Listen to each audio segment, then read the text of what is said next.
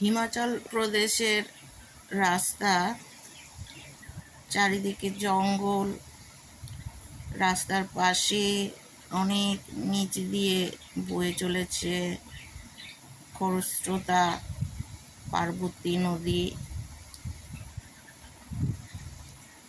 স্রোতের গুঞ্জন কানে ভেসে আসে।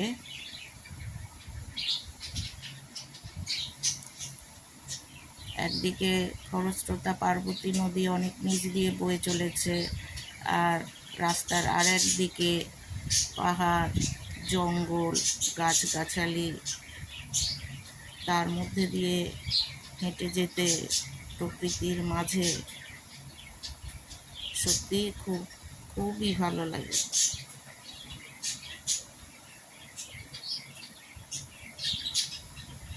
গাছের ছায়া শীতল রাস্তা ধরে স্রোতের গান শুনতে শুনতে সুন্দর